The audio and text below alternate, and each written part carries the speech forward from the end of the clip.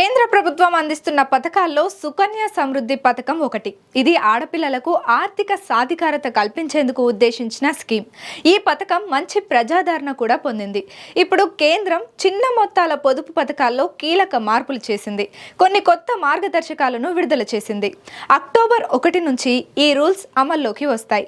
మరి ఆ కొత్త రూల్స్ ఏంటో ఈ వీడియోలో చూద్దాం. ఆడపిల్లల భవిష్యత్తు కోసం తీసుకొచ్చిన సుకన్య సమృద్ధి యోజన స్కీమ్లో కేంద్ర ప్రభుత్వం కీలక మార్పులు చేయనున్నట్లు తెలుస్తోంది. ఆడపిల్లల చదువు, సంరక్షణ, ఇతర అవసరాల నిమిత్తం 2015లో ప్రధాని నరేంద్ర మోదీ ఈ స్కీమ్ను ప్రవేశపెట్టారు. ఈ స్కీమ్ ద్వారా అమ్మాయి తల్లిదండ్రులు లేదా సంరక్షకులు బ్యాంక్ ఖాతాను ఓపెన్ చేసి 8.1% వరకు వడ్డీ పొందవచ్చు. దీనిపై ఎటువంటి ఆదాయపు పన్ను ఉండదు. పూర్తిగా ఉచితం. ఆడపిల్లలకు 18 సంవత్సరాల వయసు వచ్చే వరకు విద్య, వైద్యం, ఇతర అవసరాల నిమిత్తం ఆ ఖాతాలోని డిపాజిట్లో 50% వరకు తీసుకునే వీలుంటుంది. దాంతో ఈ స్కీమ్ ప్రవేశపెట్టిన అనతి కాలంలోనే ఎంతో ఆదరణ లభించింది. అయితే ఈ స్కీమ్లో అవకతవకలు జరుగుతున్నట్లు కేంద్ర ప్రభుత్వం గుర్తించింది. ఆడపిల్ల పేరుతో ఒకటి కంటే ఎక్కువ ఖాతాలను తెరవడం, తల్లిదండ్రులు కాకుండా ఇతర బంధువులు కూడా పేర్లు నమోదు చేసుకొని ఖాతా వ్యర్థంగా ఉపయోగిస్తున్నట్లు కేంద్రం గుర్తించింది. ఈ క్రమంలో ఈ పథకం యొక్క అర్హతల్లో కొన్ని మార్పులు తీసుకొచ్చింది.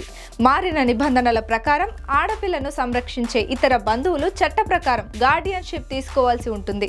అలా తీసుకున్న తరువాతే సుకన్య సమృద్ధి ఖాతా తెరిచే వీలుంటుంది. ఒకవేళ అలా చేయలేని పక్షంలో అకౌంట్ను తల్లిదండ్రులకు లేదా లీగల్ గార్డియన్స్కు ట్రాన్స్ఫర్ చేయాలి. అంతేకాకుండా ఆడపిల్ల పేరుతో ఒకటి కంటే ఎక్కువ సుకన్య సమృద్ధి ఖాతాలను ఓపెన్ చేసిన నిబంధనలను ఉల్లంఘించినట్లే. అలాంటి వారిపై చట్టపరంగా చర్యలు తీసుకోవడంతో పాటు అన్ని ఖాతాలను పూర్తిగా రద్దు చేయడం జరుగుతుంది. కాబట్టి ఆడపిల్ల పేరుతో సుకన్య సమృద్ధి యోజన ఖాతా ఓపెన్ చేసేవారు జాగ్రత్తగా ఉండాలని కేంద్ర ప్రభుత్వం హెచ్చరిస్తోంది. ఇక ఈ పథకం ద్వారా ఏడాదికి 250 రూపాయల కనిష్ట డిపాజిట్ నుంచి 1,50,000 వరకు డిపాజిట్ చేయవచ్చు. ఆడపిల్ల పేరు మీద కేవలం ఒక్క ఖాతా మాత్రమే తెరవాల్సి ఉంటుంది. దీన్ని పోస్ట్ ఆఫీస్ లేదా బ్యాంకుల్లో ఓపెన్ చేసుకోవచ్చు.